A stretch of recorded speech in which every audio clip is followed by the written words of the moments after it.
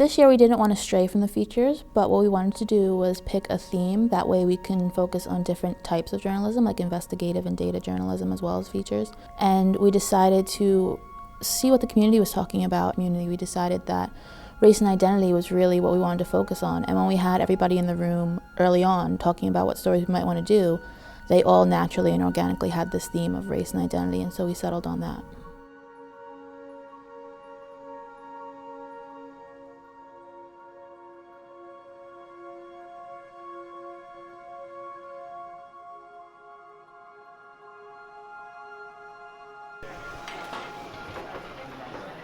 I'm thinking a lot at the SOJC, what does storytelling look like now? And what we keep coming back to are these ideas of community and building relationships and making connections and driving a conversation.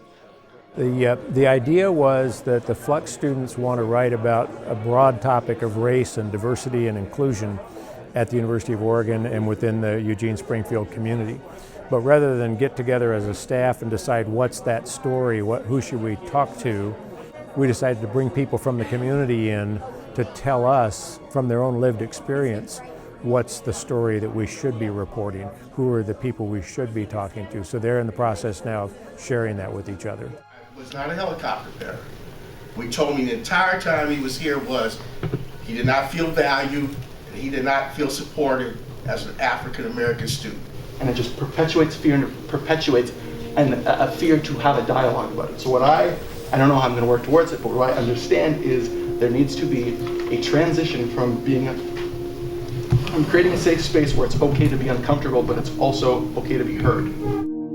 Well, the race, inclusion, and diversity and equity issues have been something that I've been involved with my entire life. One of the things I mentioned in the small breakout groups that we were in was the fact that black media, minority media is not often recognized in venues, in journalism venues such as this venue here at the University of Oregon. And I was highly interested to see how the conversation would unfold. The outreach from the community that we got was brash and impactful, and I felt very powerful. I think that the things people came up with to say and how they said them were really important. I felt when people get angry about issues, they want results. And I feel like Flux kind of came in as how can we report these issues? And people said, you can report these, but we also need to see results. And that was an unexpected outcome that I'm happy to see.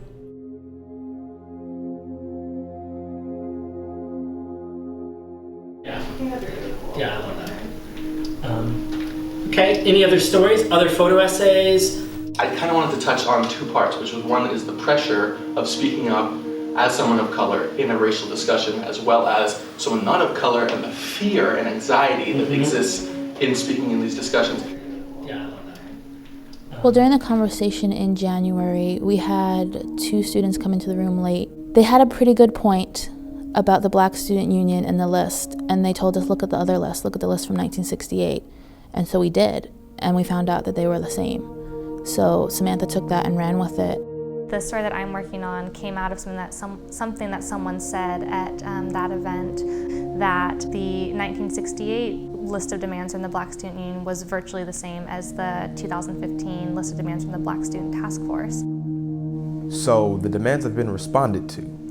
We understand and acknowledge that, this is a sort of bureaucratic space, and that, with that comes the different institutional stopgaps and processes that need to be navigated and take time.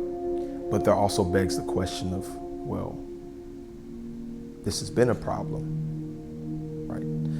The lack of Black students here at this institution, the lack of Black faculty here at this institution. So how much more time do we need to talk about this? Or has this just not been brought up, right? And if that's the case, then this whole moment is a bit more perplexing than it seems. You have to be able to have the money to recruit faculty, you have to remember,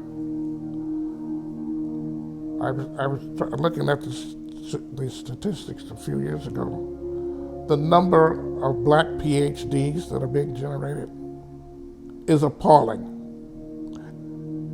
all over the country.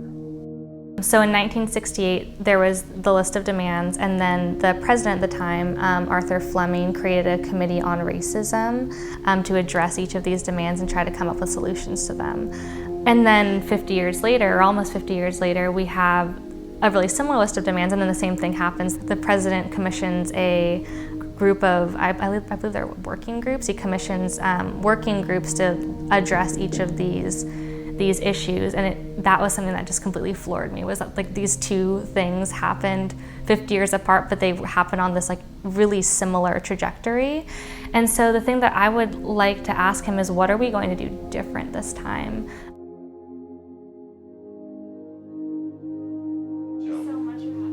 We actually took the questions from the community to President Schill, so the questions that were asked during the event in January, we kind of just reshaped them and strung them together and went and asked him those questions. So what tangible progress can you note since November regarding the university's diversity and overall race relations? So, number one, if we go back to the conversation the way it began, our Black Student Task Force gave us a set of what they call demands. I don't know that I was nervous to interview the president. I think I just went in prepared, and Samantha was great. She had been working on questions for forever because she'd been working on the story, and we went in with our little index cards and our order of questions and asked them, and he was extremely gracious in answering them.